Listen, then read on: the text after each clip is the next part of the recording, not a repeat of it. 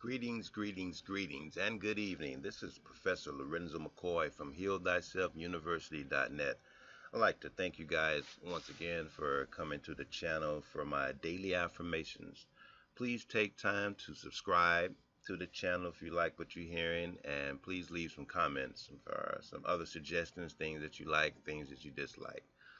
But moving forward, today's quote on this January 4th, Thursday, month one of the year, week one of the year, and day number 4, always forgive your enemies. Nothing annoys them so much. Oscar Wilde. And there's Oscar Wilde there. If you don't recognize the names of playwright, poet, Irishman, uh, the thing I know him for is the portrait of Dorian Gray, the story of Dorian Gray. That's what he's known for. But this is one of those subjects that for me was always very interesting when people say forgive your enemies. That is something that's very, very difficult for most of us, especially I think because of the term enemy. How can you forgive your enemies? That makes no sense. But it begins to make sense because the enemy is just anyone or anything, including yourself, that takes you off the path that you're supposed to be on, the one that you're destined to be on. And in order to relieve yourself of those chains that accompany that hate, that resentment, you have to forgive. Now, a lot of people, the reason why I wasn't able to really get it, or the reason why I sort of resented and used to chuck these things in the trash when I used to hear them, was because of that. When people, it sounded like they want you to forgive your enemies and still keep being stupid. But no, you have to have the wisdom of the serpent or the dragon, and also the demeanor of the dove. You have to have both. So just because you're forgiving someone doesn't mean you're forgetting what they did, and you're going to put yourself back in that position to be without and hurt and at loss again. You don't have to keep putting yourself in that position.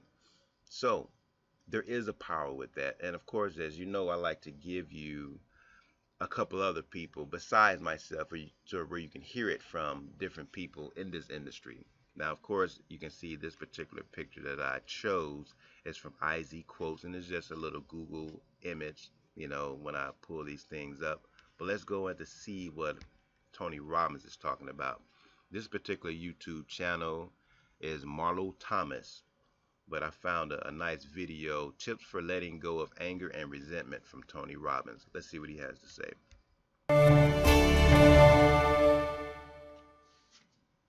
How do you let go of anger and resentment? I have so much anger toward my ex that I can't shake, and I think it's unhealthy for me. This is a big question. It's hugely unhealthy. Yeah. You're absolutely right, and your instincts are right. And the fact that you're looking for the answer means you'll find it, and you will follow through. The question is, will you do it now, or you wait a while and keep suffering? I think it was Nelson Mandela said, resentment is like, drinking poison and expecting your enemy to die. It's like, it just doesn't work that way. That's great. When people say, I need to forgive, you have to have a belief system that you're better than somebody else, that somebody harmed you. Most people are doing the best they can. Human beings have a need to feel significant. They have a need to feel certain. And out of feeling insignificant, uncertain, they sometimes do stupid things. It takes two to tango. Somebody once said, I think Spinoza said, no matter how thin you slice it, there's always two sides. And even in my own experience, when a relationship doesn't work, it isn't that they're horrible. This person may have done something that hurt you, but they didn't do it to hurt you. They did it because they felt insecure. They did it because they were starving for love. They did it because they didn't feel like they were important enough to you. They did it for a variety of reasons. You don't have to know, but you need to move on. And instead of forgiving is like you're better than, just think about this. Forgive yourself for being so caught up in this, because the anger is hurting you. It's not hurting them. That's good. It's very deep and insightful. You hear his take on it. Now let's I found another from Oprah. Now this is from her own her own channel, OWN, Oprah's network. Oprah's Forgiveness Aha Moment, Oprah's Life Class from the Oprah Winfrey Network. Let's see what she has to say. That is aha. That's an aha moment. I always love those moments on the Oprah Show when somebody said something that made us look at life in a completely new way. Well, the little hairs on my head rose when you said that, so I know that was a bing, bing, aha moment. There are little bing, bing, bingers going on right now. Yeah. Bing, bing, bing, bing. Anybody binging? After 25 years and more than 30,000 guests, that's talking to a lot of people, it was one man's definition of forgiveness that changed my life.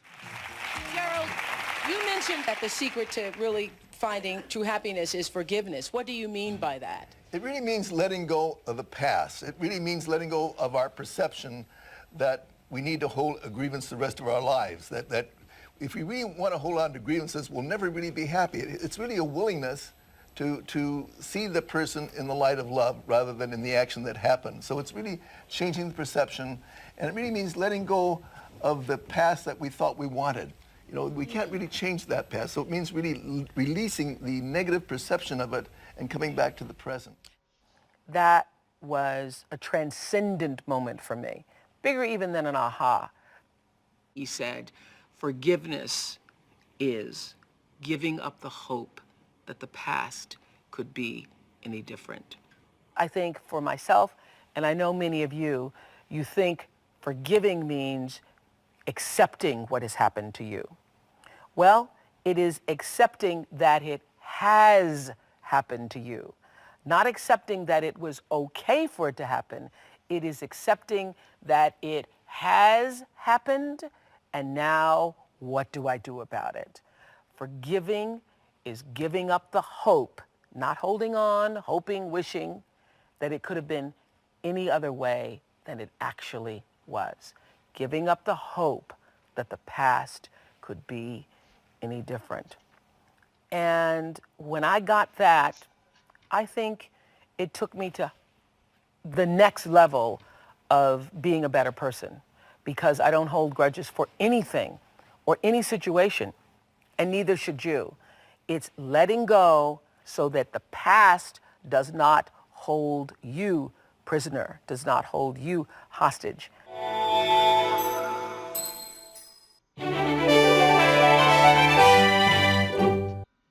So that was that one, and I think that was very insightful too. And like when I'm putting up these videos, I like to over give value so that you might resonate with one person, you might resonate with all, you may not resonate with me, but I want to make sure that every single day when you come away from these affirmations, you really get something that you probably didn't think about before, or it reaffirms something that you already knew. I'm going to end it off with Les Brown. I'm not going to make this one a very long one. This one's only 10 minutes and 20 seconds. And this is from Banshee's YouTube channel, Les Brown Forgiveness. This is from March 25th, 2011, part 1 of 3. We're only going to do this one part right here, the first part. Once again, guys, love you, and take heed to this message.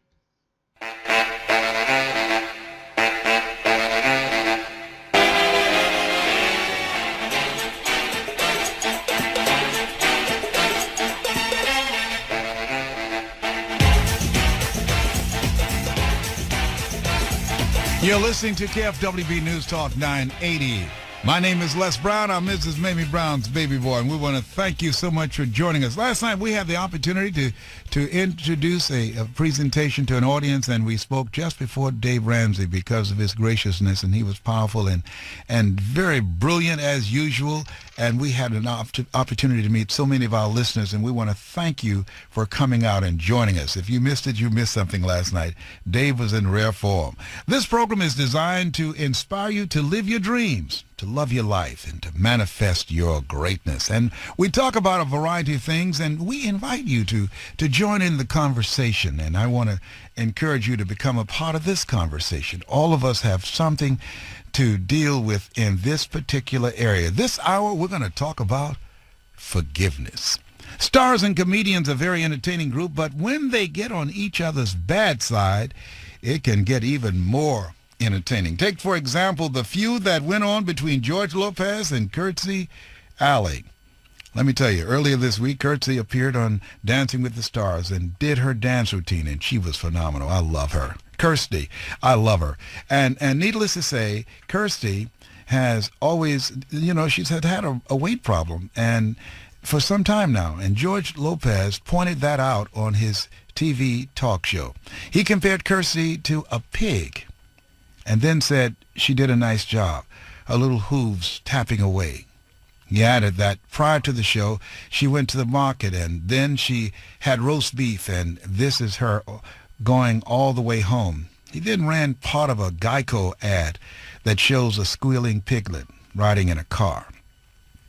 Kirstie found out about it and then twittered the following: "Don't worry about George's comments. Just remember what happens to the big bad drunk wolf. He falls in a boiling pot of vodka." Piggy laughs. Lopez then apologizes. He said, "I misjudged the joke. No malice was intended, and I apologize to Kirstie."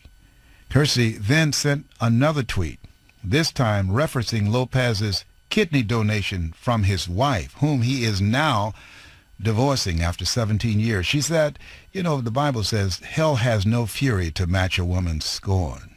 Kirstie said, "I don't need or want your apology. I want your kidney, dude. On behalf of your ex-wife and all the women you've insulted, give it back." But this morning, Kirstie tweeted the following: "Take life as lightly as you can, and then move on. Even you, George, you are forgiven." That's magnanimous on her part. Now, it's clear that things were bad, the feelings were bad between the two when they had this exchange, but ultimately, things are forgiven. I've had to forgive some pretty bad things, I think, in my life before.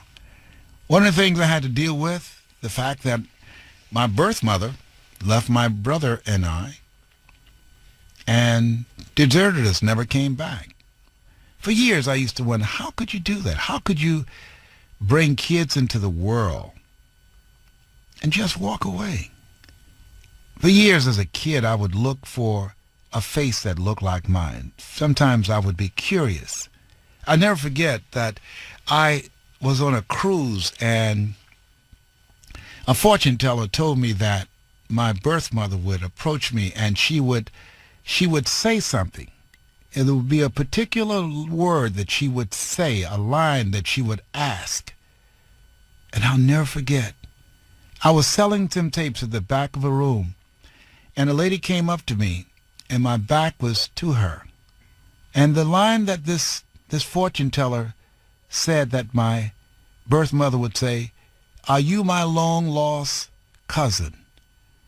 And my back was to this lady, and she said, "Are you my long-lost cousin?" And I turned around, and I said, "What did you say? What did you say?" And she was startled. She said, "What's wrong?" I said, "What did you say to me? What did you say to me, ma'am? What did you say to me?" She said, I just asked, "Are you my long-lost cousin? Because my last name is Brown, too." I said, "Oh, my God, I'm so sorry. All these years I've been looking for somebody to say that to me. I thought you were my birth mother, but you were too close to my age." Wow. And I knew I needed some help on this. I didn't even know that was in me. I had no idea that was a part of my consciousness for all those years. I was carrying that and waiting for that moment to hear those words, that maybe I would see her. Maybe a picture of her or my father. And I had to learn to forgive people, two individuals that I've never seen their faces. I was hating, but I had no face for the hatred to point at. My twin brother and I, to this day, we're 5 minutes apart. We have never spoken more than 3 minutes about my birth mother or birth father. Never. Even when our adopted mother died, I said, "Wesley," as we were coming out of the cemetery, because we would never dare look for our birth mother while Mama was alive. We didn't want Mama to think that we didn't love her, because Mama was our real Mama. God took me out of my biological mother's womb and placed me in the heart of my adopted mother. So Mama was my Mama and my daddy. But out of the way, coming out of the cemetery, I said, "Wesley, do you ever think about him?" He said, "What are you talking about, Leslie?" I said, "Our birth mother and father, do you ever think about him?"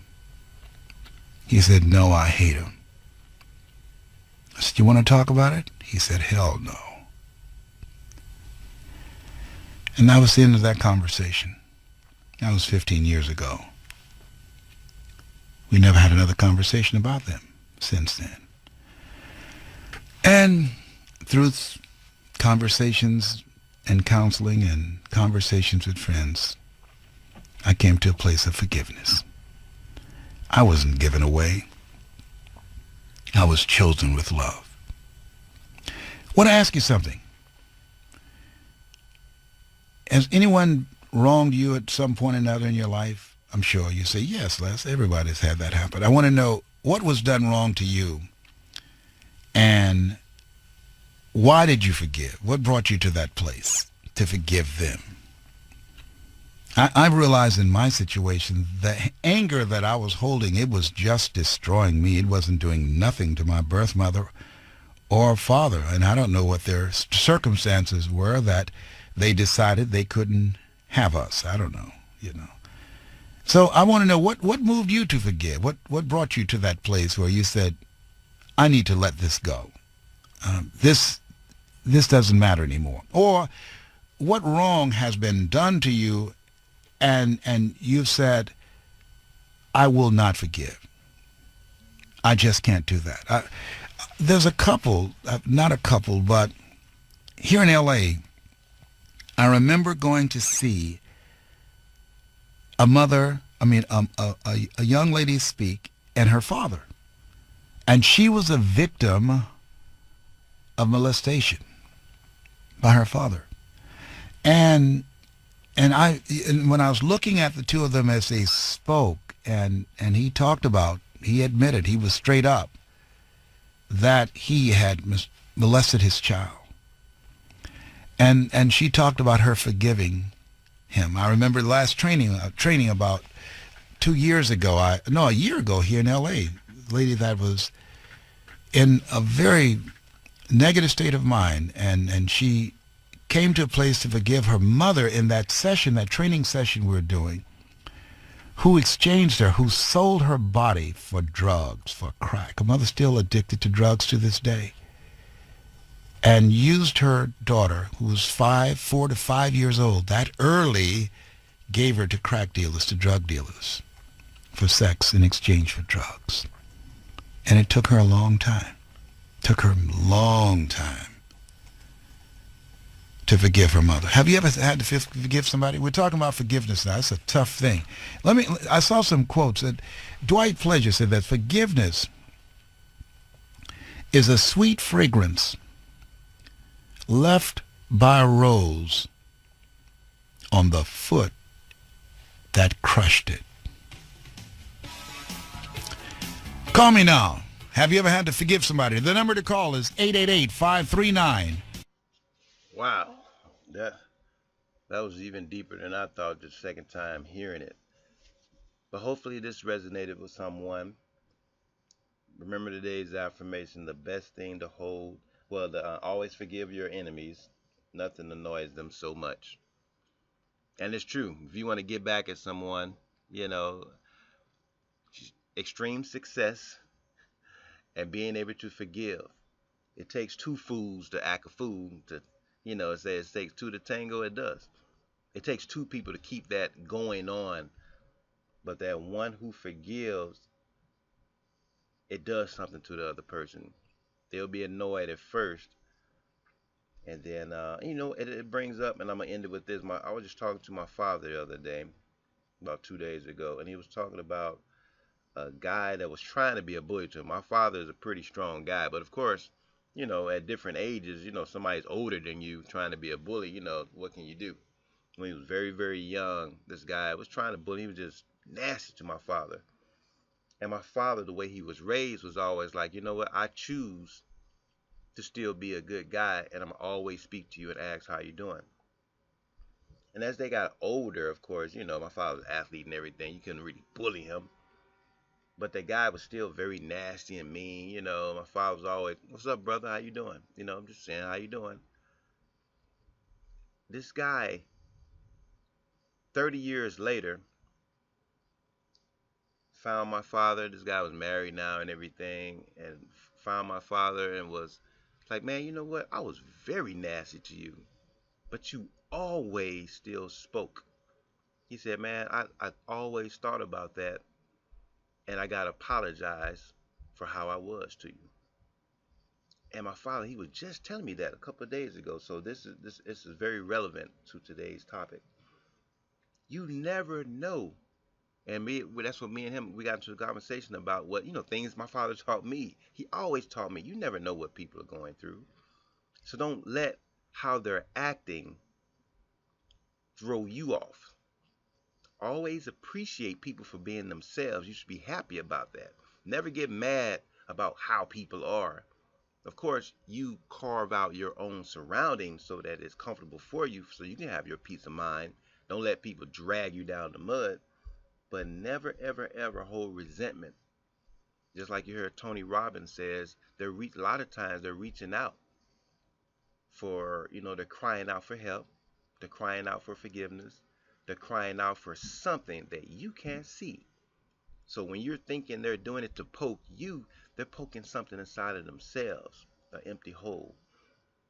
You keep that forgiveness, and a lot of times it will come to light what their problem was after you shower them with love.